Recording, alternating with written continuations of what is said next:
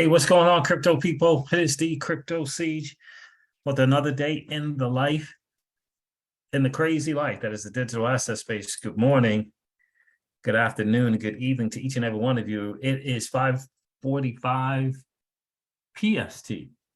PST. 5:45 PST. Happy Thursday to each and every one of you. Some interesting stuff. Listen, the market, guys, is doing what the market does. That is interesting unto itself. We're going to hear from Brad Garlinghouse. May got a shot, and they went ahead and submitted that Amicus brief. We'll get into that as well. But Brad Garlinghouse is just laying it down the way I think we all understand it. And we're going to hear from Jack McDonald of PolySign. Absolutely outstanding interview by Thinking Crypto, Tony from Thinking Crypto. We'll get into that as well. Interesting time to be an early adopter in this new asset class that is the digital asset space. So listen, guys, this is your XRP Ripple daily news in around 0 to 10 minutes. So listen, the total cryptocurrency market cap is at 962 billion. Yeah, that's not a great number considering the total cryptocurrency market cap was at one time $3 trillion. The Bitcoin dominance is at 38.6%. We all know that's not a great number. Bitcoin is trading at $19,365. Ethereum is trading at $1,287. And XRP is trading at 40, excuse me, at 48 cents. You can see on the 7 days, a lot of reds, a lot of double figure reds. For sure, interesting what's going on with this market. It's very, very, very interesting. Who can tell what's going to happen with the SEC versus Ripple case? Is looking more and more like, to me, settlement is around the corner. It'll be very, very interesting to see what's going to happen in the next couple of weeks. I really, really do think it's going to be very, very interesting to see. But we all know that Ripple is genius in motion. We all know that they're constantly signing up customers, ODL customers that use the digital asset XRP, which is really, really, really cool. And we're going to hear from Brad Garlinghouse about some very, very, very interesting things. You know, it's coming up, you know, it's getting close to November. So this is, what just happened there? It's getting close to November. So what happened here? So you know what's going to start happening, right? You know what's going to start happening. Politicians are going to get out, and they're going to get out in force for sure. What are they going to start talking about? What's that new asset class of people that they're going to look to bring in? Yes, digital, the digital asset space, right? It is the digital asset space that they're going to be looking to bring in here. Let me share this here with you guys because I think this is pretty interesting. This is from a senator who, okay, let me do it this way. Senator John Hickenlooper. I've never heard of Senator Hickenlooper. If you have, let me know in the comments. As technology changes, says John, the rules should catch up. It's time for the SEC to protect investors and establish rules for crypto. Again, I've never heard of Senator Hickenlooper, and I do appreciate that he's saying something, but we all know what's going on right now, right? And more of this is going to happen. More and more, for sure, is going to happen. So just be prepared. Given the complexity of these issues and recognizing that some digital assets are securities, others may be commodities, and others may subject to a completely different regulatory regime. A formal regulatory process is needed now. This will significantly improve policy development and allow the SEC to collect views and understand concerns. Furthermore, it will create clear rules that will benefit investors who currently may not be fully aware of the risk associated with digital asset investments. Accordingly, the SEC should take action, including but not limited to, clarifying what type of digital assets or securities, addressing how to issue and list digital securities, determining what disclosures are necessary for investors to be properly informed, establishing a registration regime for digital asset security trading platforms, and setting rules on how trading and custody of digital assets should be carried out. I recognize these questions are complicated, but it is time for the SEC to engage, empowering innovators, fostering financial innovation, protecting investors, and ensuring market integrity are consistent principles. A notice and comment period will yield critical public input and enable the SEC to put forward rules and effectively protect investors while supporting responsible innovation, while supporting public innovation, Public input is critical to effectively synthesizing these principles into prudent regulations. I look forward to working with you to build prudent rules as this powerful technology continues to develop. I think that's awesome, and I think we're going to see more and more of those in the coming weeks and months ahead. What happened to my Twitter thing here? Let's see, do this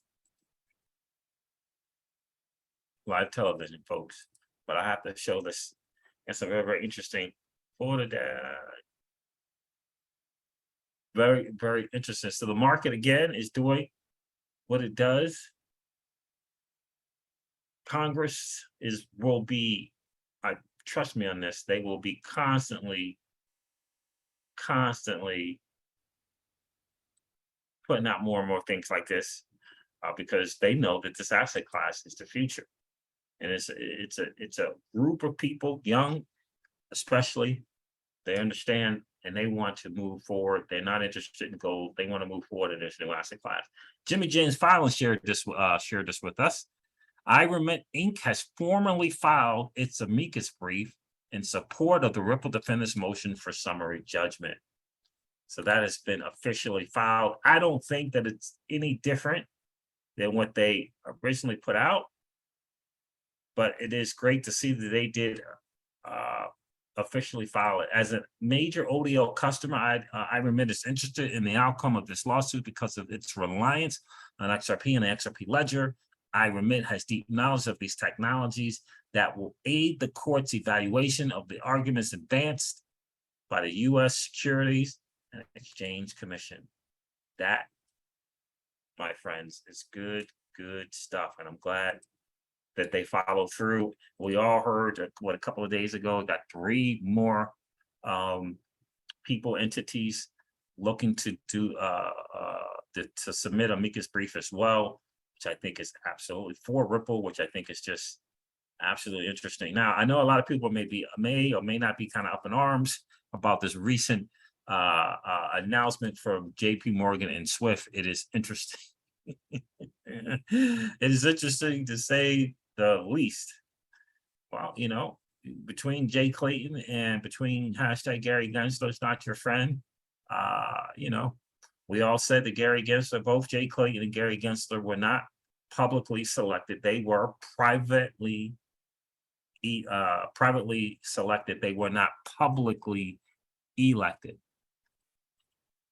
And they've been doing the bidding of the incumbent banks for sure. So Crypto Eddie put this out. Hope you're doing well, Crypto Eddie. Swift and JP Morgan announcement at Cybers today. Swift, Go, and JP Morgan expedite remit.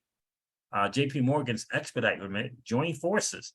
New payment solution, low value cross-border payments, assisting legacy banks to settle. Swift covers all currencies, and JP Morgan will help banks capture and settle real times.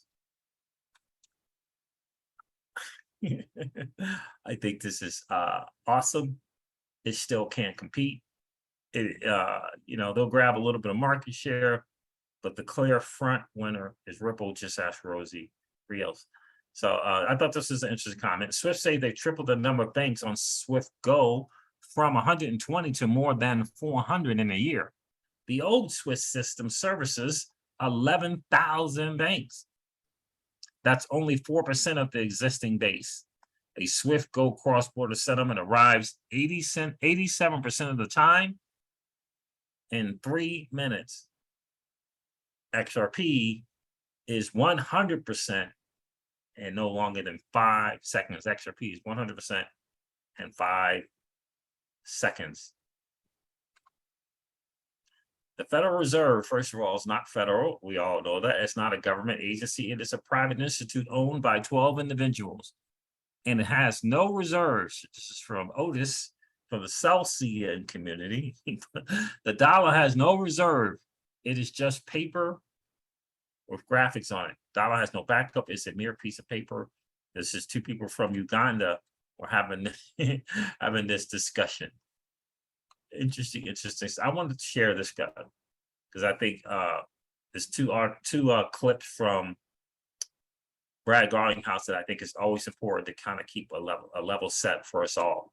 Take a listen to this. Riz shared this. Shout out to XRP Riz. We appreciate you, bro. ETH had, I'm paraphrasing, notes associated with a very, for the crypto industry, a very well-known speech that Bill Hinman gave in June of 2018. And in this speech, he said that ETH had, I'm paraphrasing, but ETH perhaps had been a security, but it transitioned to not be a security because of its decentralization. And, you know, that's not actually what the law says. What the law says, you know, there's no mention in the Howey test about decentralization, but that speech was really, really important. And the judge now, over the last 18 months, has ordered the SEC to turn over the notes associated with that speech 6 times. So the recent discovery ruling that went our way is just the 6th time. And the only reason I mention that is because, you know, the SEC obviously celebrates disclosure. It celebrates transparency. Like, why can't we do the work as the SEC and as a federal government to actually define and provide clear rules of the road? And if we had those, I think everyone would actually, you know, the industry in the U.S. could thrive, you know, much more easily than what we're dealing with now. So, in kind of the order that you were talking about, I mean, are you expecting that to help, even in the case of summary judgment, or is this more of something that you're looking to help if this, in the slim chance that the judge denies those motions and this goes to trial? Well, I think the question we're asking is, what are they trying to hide? You know, what is it in these notes that they have been ordered 6 different times to turn them over to us and we still don't have them? Yeah, we all know what it is, right? RippleXRP shared another one. This is from the same DC FinTech this past couple of days. Very interesting to hear from Brad. And after this, I'm gonna let you guys listen to Jack McDonald for PolySign, where you're right, you know, both Ripple and companies like PolySign are concentrating on the future. And interesting to hear from Jack McDonald. He's gonna smile at some new custody services that have been presented. Let's take a listen to Brad here. Reality. So Ripple definitely, since this lawsuit started, the last 2 years, we have grown gangbusters. We've signed, you know, I think I publicly said, you know, hundreds of customers outside the United States. Yeah. So it has affected our business domestically in the U.S.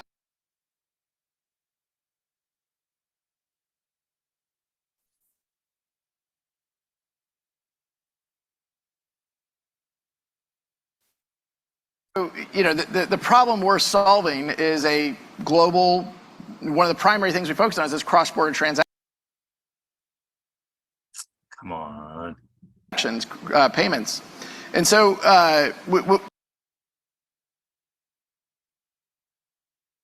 you know, most people outside the United States don't really care that the SEC is suing us. Most people outside the United States don't even care. My internet's messed it up. That the SEC is suing Ripple, the company. And he tells a story here. Hopefully I'll let you listen to this. I was in the Middle East last fall, and we were meeting with customers. I have one of the Ripple team members who's based there. It's really early in the morning. My time zone's screwed up. We're meeting the CEO of a payments company. And, you know, but the employee from Team Ripple says, well, why don't you give an update on what's going on at Ripple? And I start talking about the SEC. And after the meeting, he very delicately says to me, no one gives a shit. And his point was, if you're not in the United States, the governments in Abu Dhabi, governments in Switzerland, Singapore, UK, Japan, they provided the clarity how they view and categorize digital assets, and they don't care that the United States SEC has a viewpoint that is, pending in court. That's just a bold reality. It is a bold reality. Here's Jack McDowell, CEO of PolySign and Standard Custody. And Tony from Think Encrypted did a really great job with this interview here. I'm gonna go to Jack talking about BNY Mellon.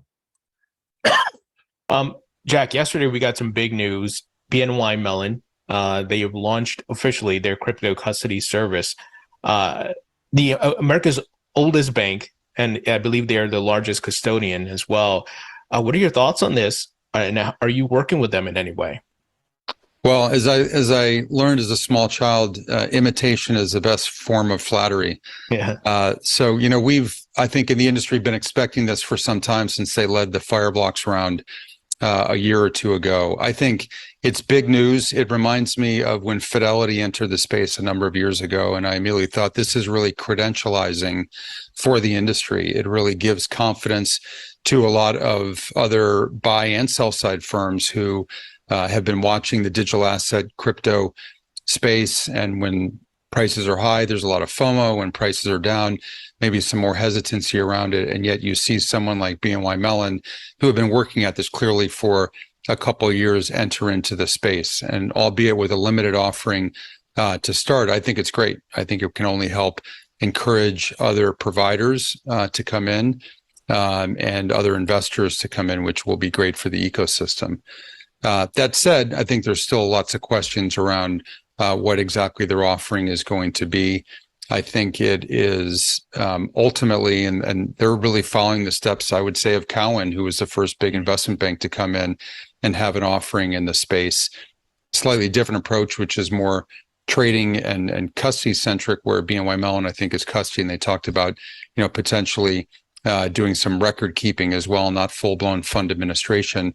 Other of the large custodial banks and asset servicing firms have either put out some headlines that they're looking at it, and certainly we talk to a lot of these organizations and know that there are teams of people who are focused at building solutions. When the big clients start to allocate 5-10% to this space, they want to be ready. And I think ultimately what's going to happen is you're going to see further entrants coming into the space, likely similar to BNY Mellon in a fairly narrow way to start. I continue to think you're going to see consolidation in the space, where other big banks are going to come in and say the time to build is significant. And if the market turns quickly and they want to have a solution, they're going to have to either partner or buy firms like ours who are already established in the space, who have been at it for years, who have been building the requisite infrastructure. This is not easy technology to build, and the incumbent players have built their entire business on a legacy framework, on a legacy operating system, if you will. And this is all brand new. 100%. And so Jack knows that, in other words, we were here first, right? We were here first. And I say that to you guys all the time. It's so important that to recognize that we were here first, and they're playing catch up. Jack is pretty much part of that. We were here first. But take a listen to what he says about CBDCs and PolySign. Very interesting. Jack, something that just came to mind, and it's along the lines of what you're doing at Standard Custody. CBDCs are coming in hot and heavy. Every central bank around the world pilot testing, doing something different. They will be built on different blockchains. I don't know if this makes sense, but are you guys planning on how you can support maybe holding large amounts of value, with CBDCs and different blockchains and having interoperability and things like that? So some of my peers, when they listen to this, and colleagues here will assume that I asked you to ask me that question, because we're spending a lot of time within Polynet on doing just that and working with other organizations There's an organization that just got approval to work with the Bank of England and the Bank of International Settlements around a CBDC project that we're potentially going to be working with them and others. So this is very much of a focal point for us. We play a pivotal role, not a comprehensive solution, but a role in doing that. And you mentioned the word interoperability. I think we're a long way off from having a uniform one blockchain that serves everyone's needs. But you could have said the same thing about the internet 25 years ago, where there was a bunch of number of different internet service providers. And now there's, we really have one internet. That's a long way off. In the meantime, I think our focus continues to be around building tools that are interoperable with other layer ones and layer one chains. And particularly when you think about central bank digital currencies by their very nature being sovereign backed, it's going to take a while before different countries agree to operate on a similar platform or uniform code. And so absolutely. So we're trying to help bridge some of the gaps there. That's what he goes on to say. So again, guys, we're in the right spot. We've been really, really blessed to be part of the XRP community, the XRP army. Know what you hold is, it's cool to be entertained, but make sure that you tune into people like Thinking Crypto and Crypto Eddie, Solomon, Darren Moore, Kevin Cage, right? Those guys who are providing the valuable content to help you level up your XRP IQ and help you level up your digital asset space IQ. And hopefully you tune in to help you level up your financial IQ here on Generational Wealth Wednesday. So guys, listen, never ever forget this. We're so early in this game. They are trying to come and get your crypto. Don't let them have it. Don't let them have it. Don't worry about a $19,000 Bitcoin. We're so early in this space. Continue to hodl strong, my friends.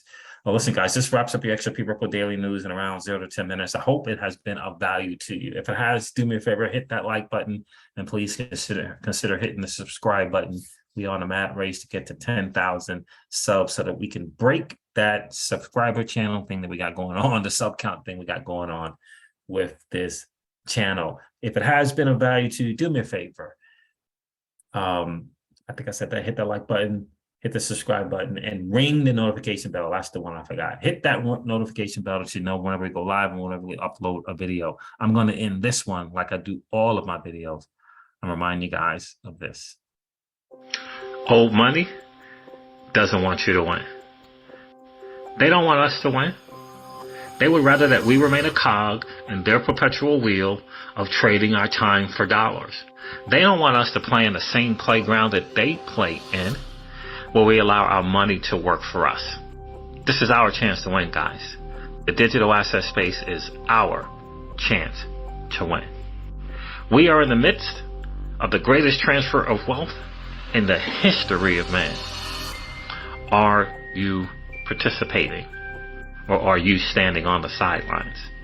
Here's what I do know, that the battle for you has already been fought, and the victory is yours. Go get it.